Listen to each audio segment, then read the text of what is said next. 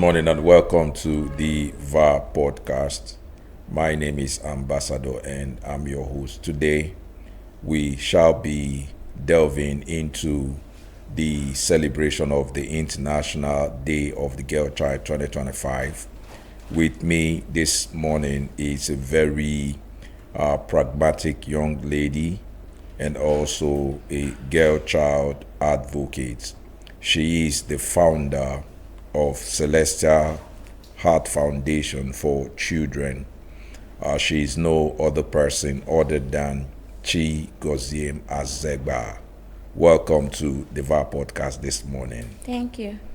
You're looking very, very astonishing. Thank you. You look good, sir. Thank you very much. All right. How do you feel being a lady? Because every lady was once a girl child. Yes. So how do you feel when we say a girl child? I feel some kind of pride, confidence. Yeah, because it's something that is a stage I've passed through before. Even with these challenges and all of that, I'm still here, still standing. So I skated through. So when I hear about it, I have high hopes for girls. So I'm always confident in my skin when I hear about girls. All right. Okay. Thank you. Now, this the 2025 theme for the International Day of the Girl Child says, "The girl I am, the change I lead." Yes. Now, what comes to your mind when you hear the girl child leading change in crisis? When I hear about girl in crisis, Yeah. I picture confidence in the midst of circumstances, confidence that defies circumstances. I picture girls leading initiatives in their various communities, leading health campaigns and all sorts of campaigns. So most, even in the midst of all their problems, they are still thriving and succeeding. Mainly, that's what comes to my mind. Okay. Now, having been in this field, can you give us a real life story of either yourself or any of the persons you've seen as a female that has led change in your community or in their community? There have been a few persons in Nigeria as a whole. Even last year, 2024, there was this summit in Enugu. Girls who dare summit, that's what they called it. Okay. Where hundreds of girls came together to talk about real problems facing girls, the challenges they face, then navigate through it. How do they solve the problem? They came up mainly about period poverty. Okay. They came up with a reusable pad, sanitary pad that they gave to those who cannot afford it. Because even that most of us do not believe it, there are girls who cannot afford sanitary pad. Yeah. So if you go to, there was this girl, Peace. She was 15 years old at that time. She led an initiative in 2019. All girls must go to school. It was a campaign that all girls must go to school. She was advocating for girls to at least attain 12 years education, Yeah. primary to secondary. There have been yeah. other people too who have faced sexual exploitation or who've been raped or so that led initiative for rape survivors to encourage them, create awareness about the problem. So there have been a lot of initiatives. Okay, ranging from that girl child. Now, there's something you said that we would want to learn more from. This is my first time of hearing it. Period poverty. Yes. Is it period or part poverty? Period poverty. Okay, what does So what does it mean? There is an NGO that I work with, the Okay. Girl in Nation. What we normally do during the menstrual hygiene week, we go to different secondary schools, talk about menstrual hygiene. Yeah. We share pad. Because believe it or not, there are some girls who cannot afford pad. As cheap as we think it might be. There are some girls who cannot afford it. So that's what we mean by period poverty. You are in a period, the part to use, they cannot afford it. Most of them use napkin, most use clothes, which are unhealthy for them. So most of this campaign that we bring up like this is to help. We are teaching them about menstrual hygiene, one. Yeah. Then we are also helping them, because if you are telling somebody about something, and you are not supporting that person in a way, it looks like if it enter through this ear, it flies out through the other ear. Yeah. So as we are telling them, your menstrual, you need to be neat while you are menstruating. You need to keep yourself clean, make sure to take your bath properly and all of that. While we're also telling them that we are giving them pad for those who cannot afford it, because we target rural schools, people in rural areas. Those are the people that we know that really, because of the economic challenges that they have, they cannot afford pad. So as we are telling them, we're also sharing pads to them. All right. Okay, there is something else you said, because everything you're saying revolves around the girl child. The girl I am, the change I lead. Now, before some persons begin to lead the change, firstly, the girls, they are. You said something about sexual exploitation. Do you think that some guys take advantages of younger ladies to give them pad? That they take advantage of, sorry? Like maybe, like you said, sexual exploitation. Like, is it possible, or have you seen such kind of case where, like a grown-up, for instance, if I see a young lady, maybe 16 or 17, but because she has this rapid growth, she looks big. She looks big, and maybe she comes to meet you and say, bros, I need money, or maybe just money for pad, and you now say, okay, that means I will have to sleep with you before. Is there such cases? I do hear about it. Like, personally, I've not experienced it, and I've not witnessed it either. Okay. But people still talk about it happening. Even when mostly, you know that we normally say that somebody who feeds you controls you. Yeah. So imagine somebody that cannot feed, then the person is now menstruating, the person needs money to buy pad. He talks to an older adult, which happens to be a man. Please, I need this and I need that. There are some people who take advantage of that situation. Then they try to exploit them sexually, touch them in ways they don't like. Because they are giving them that money. Number one is, these people are below, we consider people children. Anybody I call a girl child, somebody below the age of 18. I consider that the person has not really matured mentally and all of that, intellectually. Some of them may not have that mental capability. So you now tell the person, okay, come, if I do this thing for you, I will be giving you money, anything you need. Most of them fall into it, and there are people doing that. So they are giving them money to purchase this pad. They are equally exploiting them, telling them that I have good intentions for you, and all of that. Because they don't get out of their environment. They don't get to talk to other people, see what this person is doing. Some of them are not close to their parents, mothers especially. So most of them grew up in the village. It was when I came out, I went to the university. I actually saw the relationship that girls and their mothers have. I had a good relationship with my mother, but so many people did not. They don't even know what's happening with their daughters. So, and is now in this situation that we're in, with the economic hardship that is in this country now. A mother is struggling, a father is struggling. Both of them are not at home. If the mother is not working, the mother is doing business. Who is the child talking to? He's talking to an older adult, most likely a man. And some of them take advantage of these situations to exploit these girls. So that's normally what happens. So it happens. All right. Okay. Now, do you think or believe that crisis brings out both the strength and vulnerability in the girl child? If you do, how does this work? How does crisis bring out that strength? And also, how does it make these people vulnerable? Yeah. I would normally say that conflict brings about pressure. Yeah. Let me use poverty for example. It's a major problem. When there is poverty now, the girl child in the society, in that family, is under pressure. Let me use myself for example. If I have a younger brother, then my family is poor. We can only afford education for one person. What happens is that they will tell me, okay, due to the stereotype and the cultural limitations, they will tell me, okay, allow your brother to go to school, even though I'm the elder one, which in the actual sense of thing, I should be going to school, but then I'm a girl. They are now telling me, okay, just leave it. after what are you even doing with the education? You just gonna marry somebody, but your brother will be in this family, helping this family. You know that mindset. So, but in the midst of that crisis now, it's a crisis I'm suffering. It's putting me under pressure. But I look at, because the struggle is real, so is the power. I look at, this is my limitation. Okay, then I need to go outside my family to source for help. That's my strength.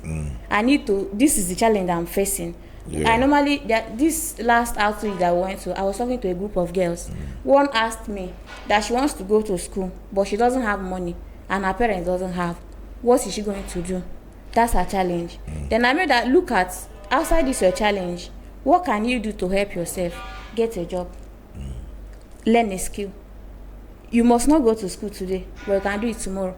There is no age limitation for studying. So this is your challenge, but in the midst of that your challenge, okay, you are looking out for scholarships. There are many girls that benefited from scholarship in Nigeria and abroad. Yeah. So look out for it. Be smart. Be serious, number one. When you are serious, other things will follow. Just be determined. I want to go to school. Yes, this is it. Don't let anything shake your belief or try to discourage you. So mainly, in the face of, I always believe that there is struggle and so there is power. All right, thank you. There is struggle and there is power. Now, the girl I am, let's not go to the change you guys lead. What unique strength does the girl child bring to leadership? Empathy. Naturally, women are empathetic. I'm not saying men are not. Okay. I'm saying people have natural traits. It's like they just created this person. Somebody that gives life. Somebody that gives birth to another life. Nurtures the person. The person now grow up. There is some level of compassion that the person brings to leadership. Okay. That's why most women that I've seen that wants to go into leadership, most of the time, they're not doing it for themselves. They are doing it because I've experienced this. I don't want other people to experience the same thing I've experienced. That's the compassion there. It's not about the power that comes with it, or with the leadership or anything. We're not going into leadership because it's easy or because we want to. It's most of the time because it's necessary. Because if you're not sitting where they are deciding, you cannot decide. If you're not in the decision making, you cannot decide what happens to you. That's why we say some of the norms that we try to challenge, that subjugate women, we were not there when they made those rules. So we couldn't do anything. But now, if you get an opportunity to be a leader, be in the midst of men who decide what happens in the society, which women are also part of, then the person brings that compassion, brings the empathy. You talk to them, they relate with other people's problem. Then they try to bring in action.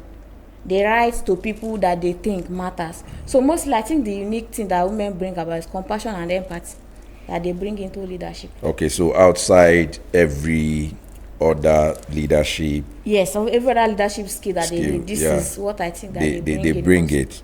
Okay, now I want you to just give us a practical example. Somebody that you know that is in leadership and the person has done well, bringing innovation to what she does as a woman. Nigeria. Use Enugu precisely, if there is one, which I know there are many. Yeah, I'm sure there are many women. Yes. In Enugu. Yes. Even though I can't really picture much. But okay, give us the one in diaspora. Like if we look at Chigoziem Azegba, for instance. Okay. We look at the many initiatives she's bringing. She's always talking about girl. Yeah. Talk about Chimamanda Adichie, for instance. Almost everything she's talking about. Because she lived, majorly all her work, she lived in Nigeria. She saw she lived in Nsukka. She saw the limitations. So she always tried to encourage girls. If I listen to her, she may not particularly need to do anything for me. Like come and tell me, okay, oh yeah, this is what you are holding. But through the words of her mouth, she will encourage you. When you walk in a room, be bold enough to say what you want. Don't shake your mouth or try to stammer. So she kind of built confidence in women. I always put her and these two people, I put them as my number one. I'm their number one fan. I always, anything they say, I'm always on top of it, looking at it and analyzing it, because it's the confidence that they build. And aside that, they give me inspiration. If they can do this, which means I can also do more. So when you come into a room, have that boldness. Yes, be bold. Be bold. Yes. And don't be shaky. No. Now, what are those common barriers you think that some girl faces, for instance, in leadership or when they want to speak up? Intimidation. From who? Most of the time, people are afraid of backlash. Okay. That's why you even see that most people take social media that we're in, for instance. Yeah. You come to talk about, there'll be this case that I talked about before. Growing up, I had so many experiences that I cannot forget. That's why all my program, I take them back home. Because I want those people to see things, to hear about things I didn't have the chance to know. So if I said something about that men should leave underage girls alone. I don't see the reason why you are going to marry a girl below the age of 18. What are you going to do with the person? Allow the person to have a defined purpose. Because the person did not just come to this life to marry and have children. That's not the only aim that the person is here to do. Exactly. So, and then I started getting a lot of even threatening messages. Why am I trying to mislead girls? Even girls were part of the ones that were fighting.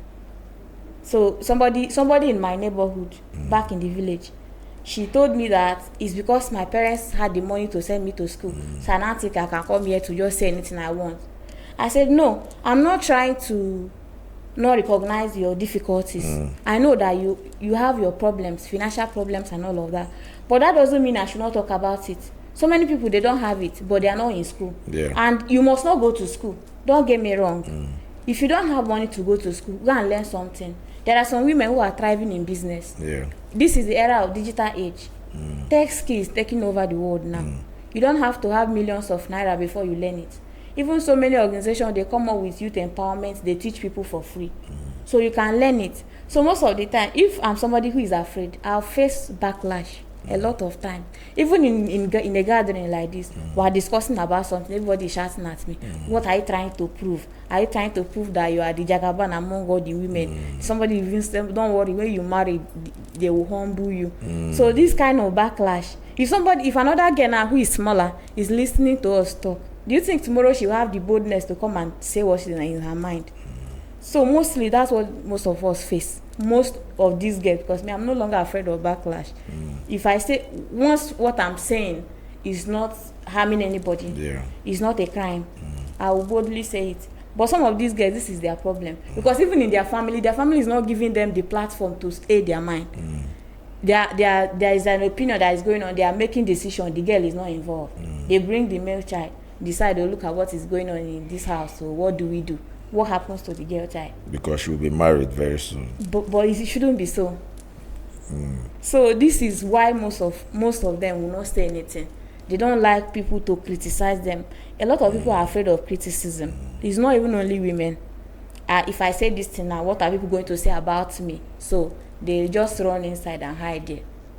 Like you just preempted the next question. Okay. Because you talked about families. Okay. So what do we have societal limitation or societal expectations that makes ladies limit their visibility or their voice? There is.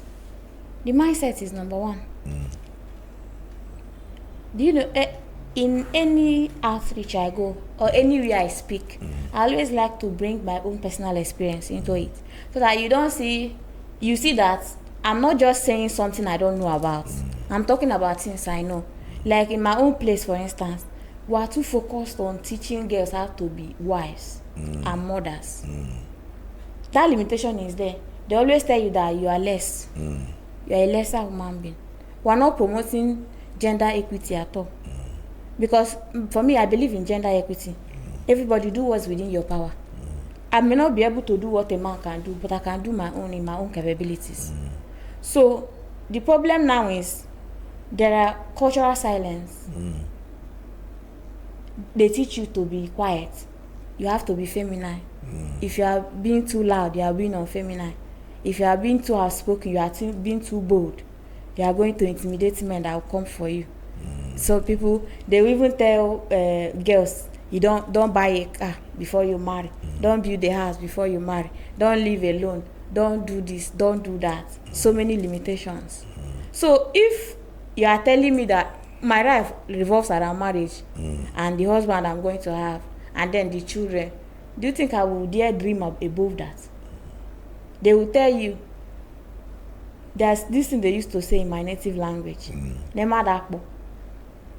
What does it mean?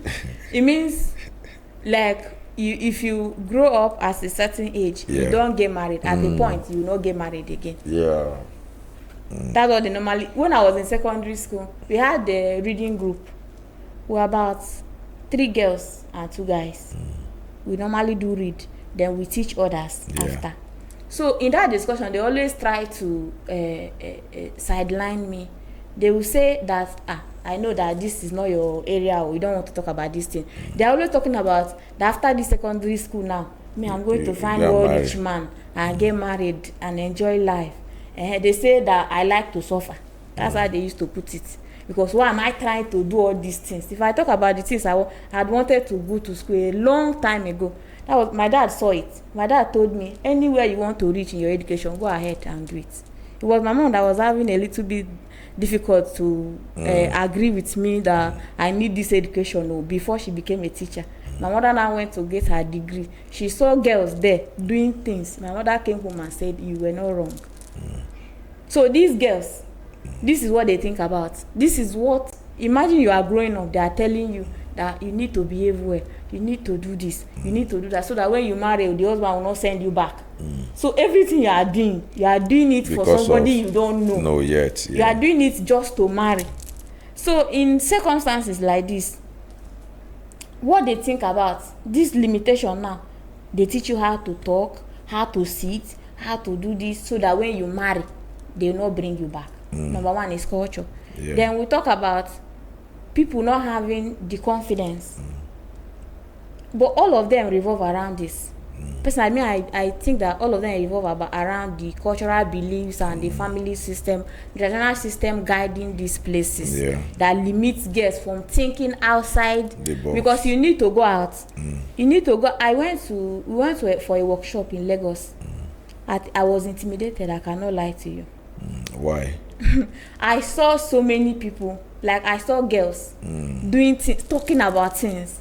Like the kind of discussions that they bring up is entirely different from what I used to hear. Yes. What I used to hear in my own. Imagine when girls gather, they are talking about who is buying, what's the latest wig in town, which iPhone are you using, where are they taking you next.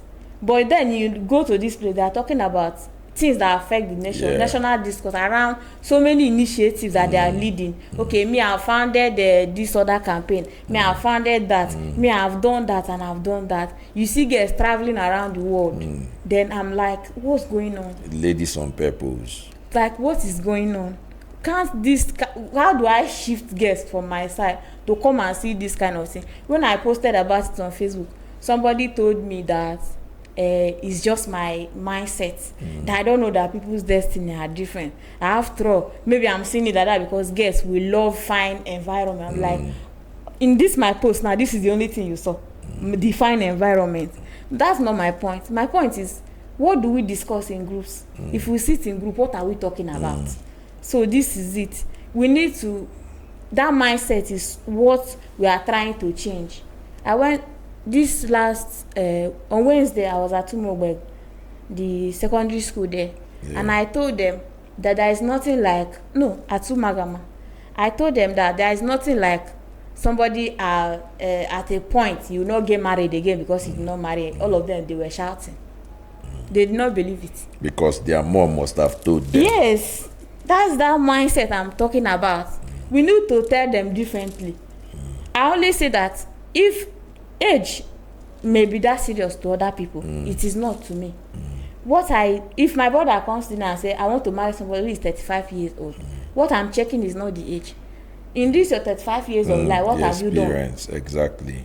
What have you achieved? That's what I keep telling girls. It's not about how old you are. It's about what are you doing with that age. In this your years, where you just sitting around waiting for who is coming to marry you. Buying wigs. Yes. If you are like that, that's when nobody will want to marry you. Unless it's somebody like you that doesn't have ambition. Because men, they know what they want. And they always go for what they want. So they are not like women that are saying, okay, I wanted somebody who is reasonable, but since he has money and he is not that reasonable, I can manage. Men don't manage. That's the truth, because we are not meant to manage. Now, coming to the 21st century age where technology is everything, I want to ask you, how can technology, mentorship, and storytelling amplify girls' leadership? Currently, as you know, as you said, we are in the digital age. Yes. First is, like I always say, for you to carry out change, you need to work in somebody's mindset. If you want to convince me now that, okay, come for this podcast, then I say, no, I don't want to be seen. So you want to use camera now, you flash it on my face, people will be seeing me.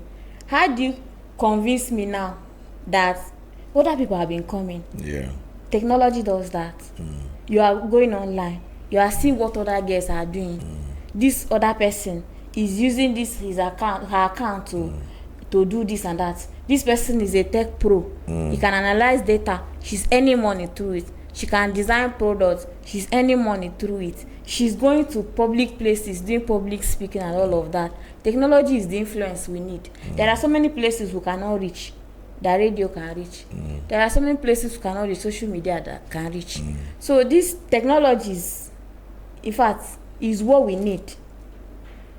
Various platforms, talk about it, encourage these girls, tell them that outside what you are thinking about, just think about something else outside what you have been told. Be different. I always tell girls to be stubborn in a good way. Stubborn in a good way. Yes. Now, this has been an interesting topic, and you're really doing justice to it. Before I ask you this question, you have to tell us, you said you grew up in the village and you had so many experiences. So just tell us one of those experiences before we ask the other question. If I tell you that I had my first tutor when I was in JS3. JS3? Yes. How old? I was 13 at that time. Now they won't marry you? Yes. Ha! It was somebody who was above 30 actually. They wanted to marry you at 13? Yes. So that's why I'm always, if I hear anything, they are getting married to somebody, there is this feeling, there is this reaction I used to give, that people now say, why are you carrying this matter on your head? It's because at that time I went to school, I came back, then late in the evening was lesson, we dismissed around 5 p.m. Then I came back, I was seeing people in our house. Me, I greeted them normally and I left. My mother now called me that these people came to say. I said, how? Where do I know them from? Then they said what they came for. Just after they left, I told my mother, see, don't collect anything from these people, because me, I'm not marrying anybody. If you collect anything, you are the one that is going to marry the person, not me. So this is one of the major experiences. It did not stop. It continued. Even while I was in secondary school. Even while many times they were using it to threaten, I'll not pay your school fees, so you should marry somebody, you should, like, it was, if not that, me, I had thick skin. If I said I'm going to put this phone here, it will take a lot of, unless what I'm doing is not good. But as long as it's something that is good, I'm going to do it. Then outside what has been known, my environment was a big limitation for me. Who do I know? How many people do I meet? It's the same face that I see today, that I see tomorrow. Because they say environment is another limitation that girls face. You need to go out. You need to talk with other people from other background. This is opportunity that I did not have in my early years. I was just limited. Every day. Yeah. even during holidays, I don't like to go to people's houses. So I always stay at home. And the house was very comfortable. It was not it was a stable home. So going out like that, and there's this kind of closeness that we had with my father, that even when I went to boarding school, I said I'm not staying again, that I'm missing my father, I want to go home. You want to go home. So because of that, when I now started coming out, I said these are the things I should have seen before That you're not seeing now. Yes, there are some experiences that I left behind, some things I should have experienced in my early days that I'm experiencing now. All right, thank you so very much. I want to say a very big thank you to every one of us. Like you know, my name is Ambassador, the anchor for the VAR Podcast. I want to thank you for always being there for us. Like our page, share our page, also subscribe on our YouTube channel. With me today is a very resoundable girl child advocate, and also a very wonderful person that is so particular about children, Chigoziem Azegba. We would ask one question and we will come to a close for this particular episode. You talked about boys, and let's talk about boys and men. There is something we call the he for she. So what do you think, or what suggestion do you want to give to these people to support this movement? Okay. When I think men should listen more than they talk. So we should listen to you. Okay. So if listen to the challenges that these girls face and actually try to relate to it, because sometimes you are telling somebody something, the person is telling you, what are you even talking about? This thing is not a problem now. Men should challenge these cultural barriers that limit girls, not support it. Imagine my shock that I'm talking about, why is it so that somebody that is abroad actually, because I rate that person so much, I was disappointed, and I was not telling him that I don't see the reason why they should marry a 17-year-old. I said, what is wrong with it? That he doesn't see anything wrong with it. That's a full-grown man, 36 years old man. So if men are supporting these cultures, do you think that we have any headways? So men need to not just listen, they need to mentor these girls. Don't always see them as somebody you can exploit. See them as somebody you want to groom. What if this person is my sister? Forget about other gains that you make. Everything will not come with gain. Somebody has specifically told me before that there is nothing he will gain for me that is not this thing that he's telling me about. I said, you don't know where you will meet me tomorrow, where your child will meet me tomorrow. So first, that men should be more supportive of even their sisters, their wives, the women in their life. Not limit them. Then challenge this culture that you know that are trying to create barrier for these girls. So I think if we do this, we'll have more people coming up to speak up for girls and the challenges that they face. So. All right, thank you, Okwa. See, men, you people have heard now. Make sure you always stand for them.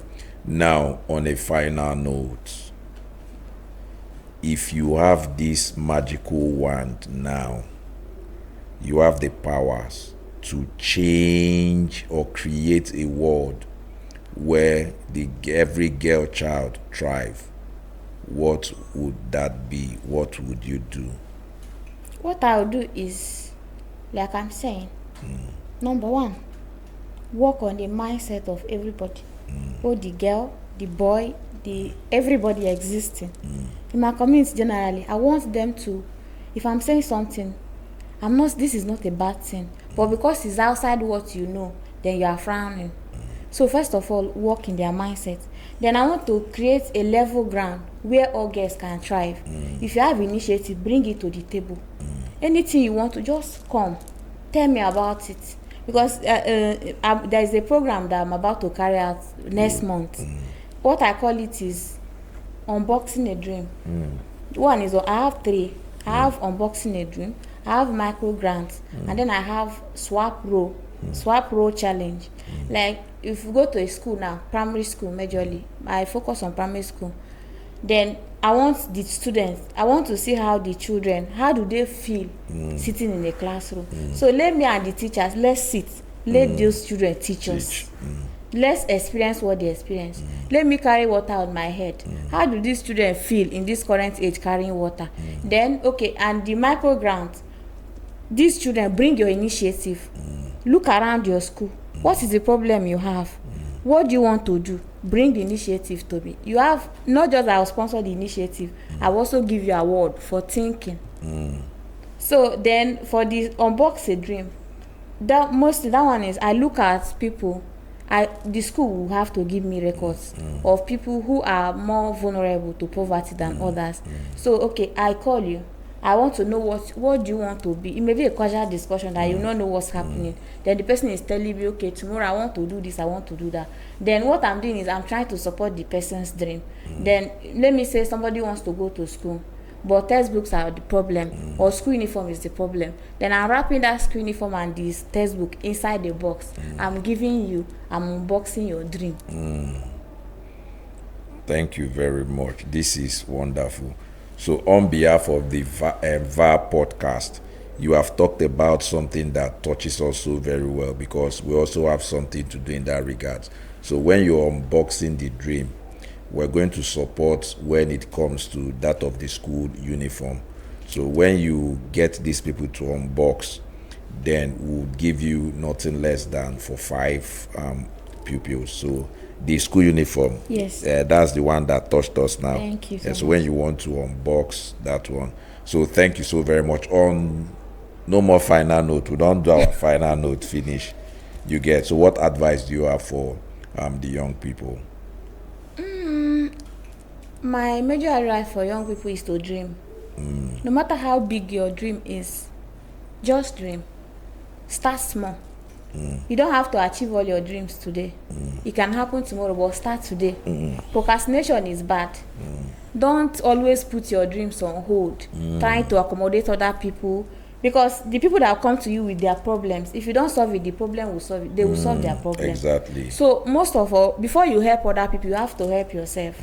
So focus more on your growth and be very, very specific about your life. Like have a purpose that it's not everything that is coming will distract you. Tomorrow you are talking, I want to go to London. Tomorrow I want to go to Ete. Next tomorrow you are not specific. Just focus on one thing that you want to achieve. It's okay to be confused, but in the midst of confusion, try to find your way. Hey, So. thank you. We'll bring her back again. This one now, if like say now follow come be this one. So thank you for coming to the VAR Podcast, and it's really a delight having you. And we hope to have so many of you come to our program as many times as we deem fit. Thank you. Chigoziem Azegba. Thank you for having me. You're welcome.